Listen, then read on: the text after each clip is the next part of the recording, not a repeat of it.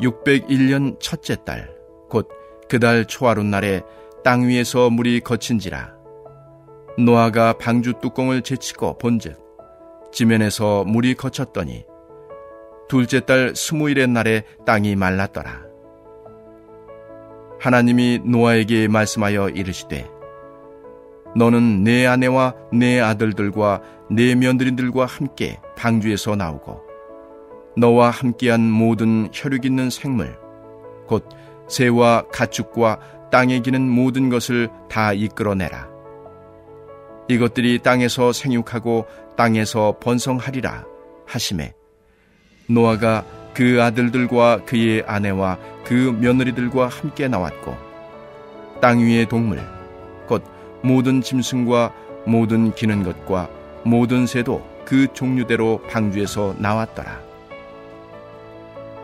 노아가 여호와께 제단을 쌓고 모든 정결한 짐승과 모든 정결한 새 중에서 제물을 취하여 번제로 제단에 드렸더니 여호와께서 그 향기를 받으시고 그 중심에 이르시되 내가 다시는 사람으로 말미암아 땅을 저주하지 아니하리니 이는 사람의 마음이 계획하는 바가 어려서부터 악함이라.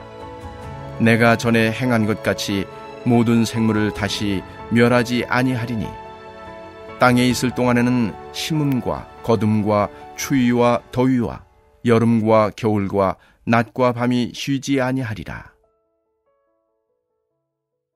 아멘.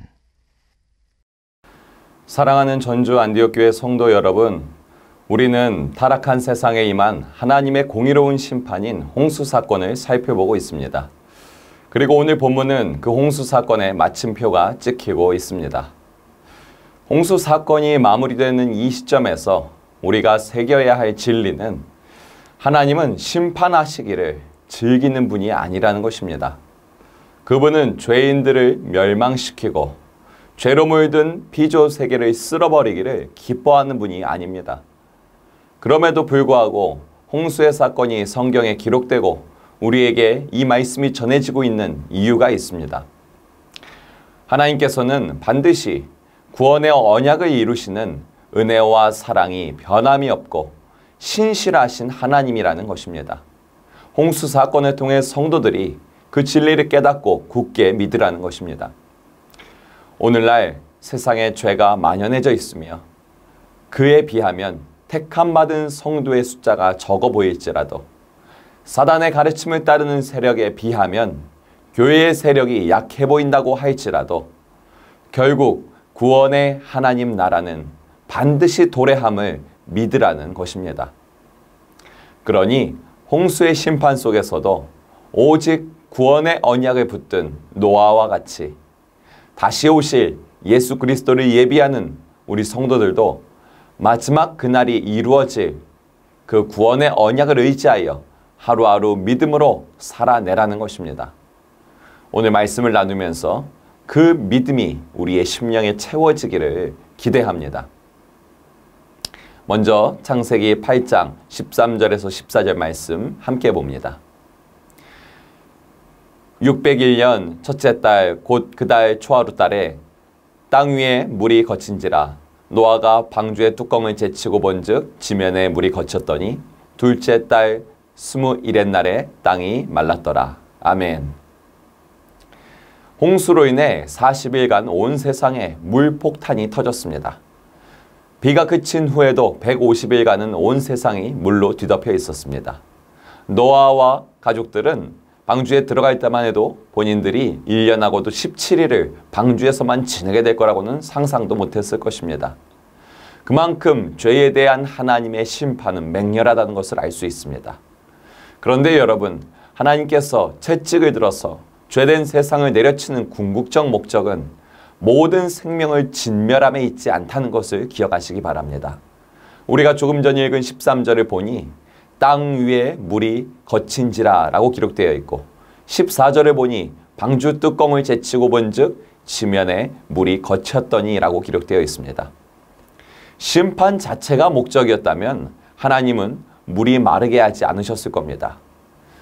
노아가 애타는 마음으로 지면에 물이 거치기를 기다렸어도 결코 그날이 오지 않았을 것입니다. 그러나 하나님은 징계 이후에 반드시 회복의 은혜를 부어주시며 온 세상 사람들이 다시금 하나님의 형상이 회복되도록 계속적 기회를 주시는 좋으신 분이라는 겁니다. 심판의 궁극적 목적은 바로 구원이기에 하나님께서는 바람을 불게 하여 물이 마르고 지면이 드러나게 하신 것입니다. 하나님이 불게 하신 그 회복의 바람은 루아흐였습니다. 루아흐가 무엇입니까? 바로 하나님의 생기, 성령을 뜻하는 단어입니다. 이렇게 생명의 바람을 불게 하시는 하나님의 사역을 통해 깨달아야 할 것은 우리 가정, 공동체, 온 세상이 때로 하나님이 쏟아내시는 징계의 시간 속에 있을 때에 우리가 취해야 할 행동, 자세가 있다는 것입니다. 방주 안에서의 1년을 믿음으로 인내하고 구원을 갈망했던 노아와 같이 우리에게 주어진 징계의 시간을 언약의 하나님을 바라보며 인내하라는 것입니다. 여러분, 온 세상에 전염병이 가득해지고 이상기후로 인해 세계 곳곳에 폭우와 또는 산불이 일어나고 있습니다. 여전히 전쟁이 발발하고 그칠 줄 모르고 있습니다. 그렇다고 해서 여러분이 계속 낭망한 마음으로 영적 침체 속에서 그렇게 헤어나오지 못한다면 흉흉한 세상을 탓하며 자신의 안위만을 살피며 웅크리고 있는다면 그것은 회복의 바람을 불게 하시는 하나님을 의지하는 거룩한 성도의 자세가 아니라는 것입니다. 새롭게 하시는 성령의 바람을 불게 하시는 하나님을 의지하시기 바랍니다. 구원의 언약을 반드시 이루는 하나님을 믿고 여러분이 마땅히 해야 할 성도의 사명을 감당하기 위해 예배에 힘쓰시기 바랍니다. 교회를 통해 구원의 역사를 이루시는 하나님의 그 역사에 동참하시기 바랍니다. 바로 그 믿음이, 바로 그 순종이 우리에게 지금 필요하다는 것입니다. 심판 이후 반드시 회복과 구원을 성취하시는 하나님께서는 이제 노아에게 방주에서 나오라고 말씀하십니다. 노아와 가족들이 방주에서 나와서 마주하게 된 세상은 어떤 모습이었을까요? 하나님이 죄된 세상을 싹 쓸어버리시고 노아가 방주 안에 있는 동안 밖에서는 찬란하고 아름다운 새로운 세상이 그렇게 만들어지고 있었을까요? 그렇지 않습니다. 최근 수도권에 내려진 폭우로 인해 피해가 심각한 것을 뉴스를 통해 봅니다. 그렇게 폭우가 휩쓸고 지나간 자리를 보면 황폐함 그 자체이지 않습니까? 방주에서 나온 노아와 그 가족들에게 펼쳐진 황폐한 세상은 그 이상이었다는 것입니다. 황폐해진 세상을 바라보며 노아는 생각했겠죠. 일단 목숨은 건졌는데 아휴, 앞으로 살 길이 정말 막막하네. 그런데 하나님은 그런 노아와 가족들에게 이렇게 말씀하십니다. 창세기 8장 17절의 말씀입니다. 너와 함께한 모든 혈육이 있는 생물 곧 새와 가축과 땅에 기는 모든 것을 다 이끌어내라. 이것들이 땅에서 생육하고 땅에서 번성하리라 하시매. 아멘. 황폐한 땅을 바라보며 낙담하고 있는 노아와 가족들에게 하나님은 오히려 생육하고 번성하라 라는 말씀을 들려주고 계십니다. 이는 생존과 번식이 최우선되는 본능만을 지닌 동물에게만 해당하는 말씀이 아니었습니다. 하나님께서는 노아와 그 가족들 그리고 온 세계 피조물들에게 생육하고 번성하라 말씀을 선포하십니다. 심판으로 인해 모든 것이 황폐해졌다고 해도 하나님의 입에서 생육하고 번성하라는 말씀이 선포되어졌으니 그 말씀 그대로 되리라는 것입니다. 여러분 한번 생각해 보십시오. 하나님께서 태초에 천지를 창조하실 때는 황폐해 보이는 그 땅에 기초조차 없던 상태였습니다. 노아와 그 가족들은 물론이요 첫사람 아담조차 없던 상태였습니다. 그러나 하나님께서는 오직 말씀 하나로 무에서 유를 창조하셨습니다. 그리고 오직 말씀만으로 그 유한한 공간에 세상을 창조하셨습니다.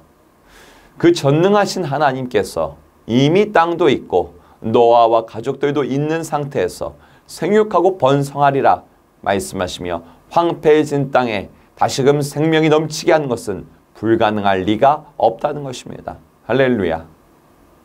혹시 여러분이 너무도 감당하기 힘겹고 버거운 삶에 놓여 있습니까? 죄와 질병, 연약함으로 절망으로 인해 여러분의 눈에 보이는 모든 것이 황폐한 땅과 같습니까? 당장 한 걸음조차 어떻게 뛰어야 할지 막막한 상황입니까? 그 옛날 노아에게 생육하고 번성하라 말씀하신 그 하나님께서는 여전히 구원을 이루어 나가신 신실하고 변함없는 하나님인 줄 믿으시기 바랍니다. 지금도 우리에게 생육하고 번성하라, 복음으로 충만하라, 생명으로 충만하라 말씀하고 계신 줄 믿으시기 바랍니다. 노아에게 들려주었던 그 음성이 내 심령에도 새겨질 수 있도록 내 눈을 열어주시고 내 마음을 열어 그 언약의 말씀이 믿는 믿음이 충만케 하소서 기도하는 우리가 되기를 소망합니다. 이제 오늘 본문의 마지막 장면은 회복의 역사를 일으키는 하나님을 믿으며 노아가 제사를 드리는 말씀입니다. 창세기 8장 20절에서 21절 보시죠.